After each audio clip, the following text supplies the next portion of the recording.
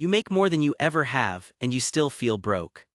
Maybe not flat broke, but not rich either, not how you imagined. Studies show income above 75K barely moves happiness, it flattens. You chased a number, hit it, and your brain just reset. This is called hedonic adaptation, and it is running your financial life. Hedonic adaptation, your brain normalizes every new level, every single time. New job, new car, new apartment, the high fades every time. Today we're breaking down why this happens and how to beat it. The psychology, the neuroscience, and the actual fixes. Let's go. Okay, so hedonic adaptation isn't some trendy buzzword. It's a survival mechanism, baked into your brain at the hardware level. Your brain constantly recalibrates what normal feels like, automatically. Think about the last thing you really wanted, you got it right. New phone, new sneakers, that raise, how did it feel 3 months later? Normal, it just felt normal. That's hedonic adaptation at work. Research calls this the hedonic treadmill. You run, you don't move. Philip Brickman coined this in 1971, been studied relentlessly ever since. Brickman's lottery study, lottery winners return to baseline happiness fast. Lottery winners, same happiness as everyone else, within a year. 1 million's happiness, basically the same within 12 months.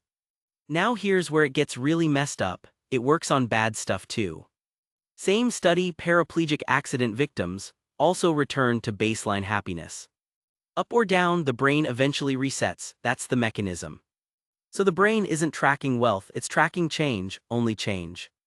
Your brain measures delta, not the total, difference, not destination. That's why the first 10K raise feels massive, the fifth one barely.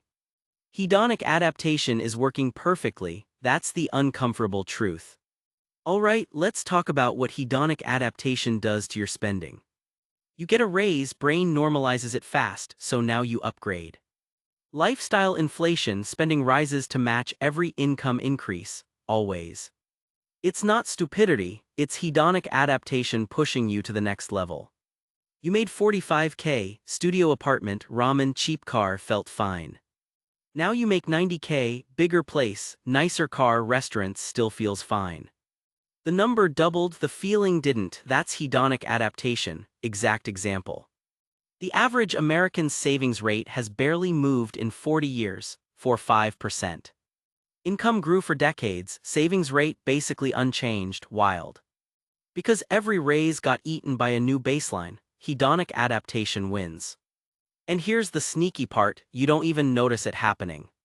Spending creep is invisible, $12 subscription here, $60 gym there, adds up.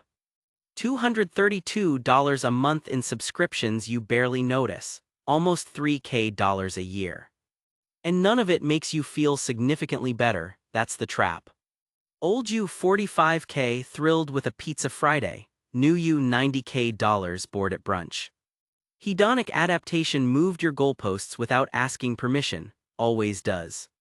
Now most people stop here, but there's a second layer to this.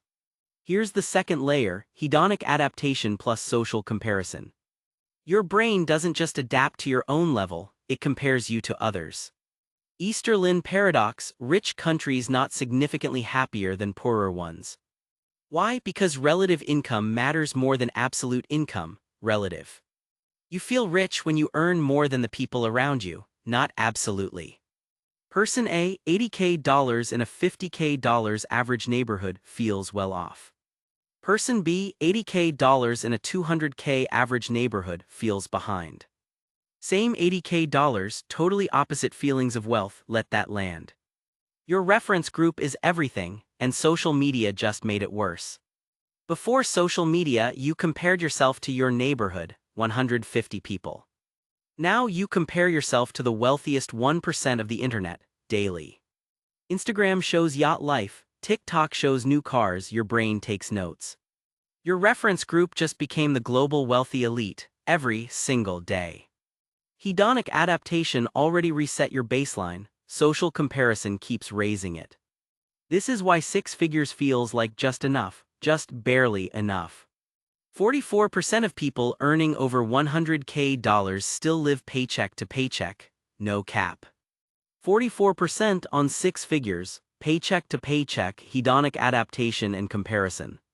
You ready for the part nobody talks about? It's about time, not stuff. Here's the part that actually changes behavior: experiences versus things. Material things, hedonic adaptation hits fast, usually within weeks. Dr. Thomas Jailovich at Cornell studied this for 20 years, straight up. He found experiences resist hedonic adaptation. Your brain handles them differently. Why? Because experiences become part of your identity, stuff just becomes furniture. New TV, normal after a week. That trip to Japan, you tell that story forever.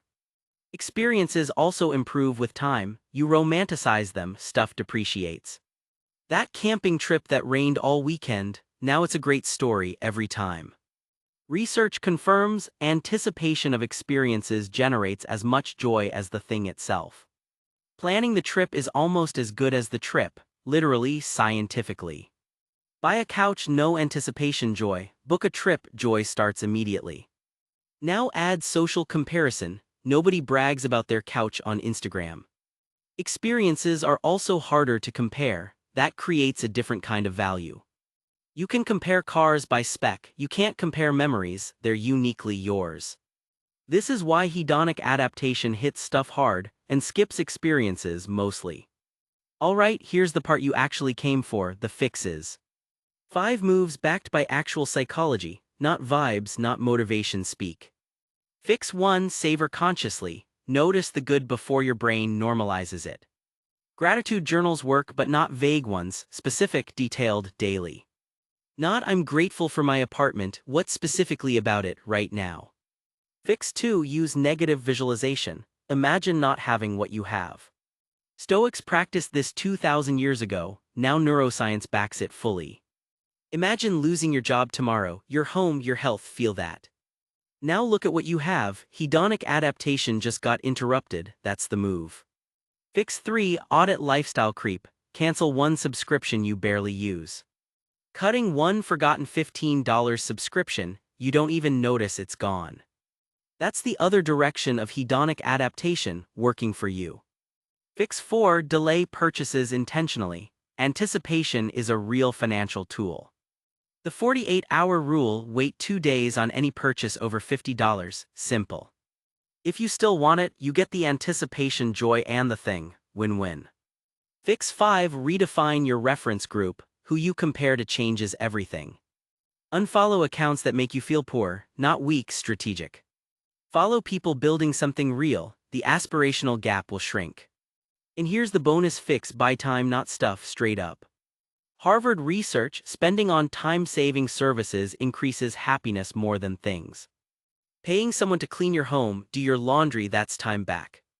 Time resists hedonic adaptation better than almost anything you can buy. Here's what I want you to actually take from this. Feeling wealthy is not a number, it's a skill, a practice, ongoing. Hedonic adaptation isn't a bug in your brain, it's how you were built. It kept your ancestors focused, alive, moving forward, still does. But in a consumer economy, it gets weaponized against you daily. Now you know the mechanism, name it, hedonic adaptation every time. Notice the reset happening, pause, appreciate before it becomes normal. Subscribe next week: the psychology of why you procrastinate on money. It's not laziness, your brain is doing something very specific and fixable.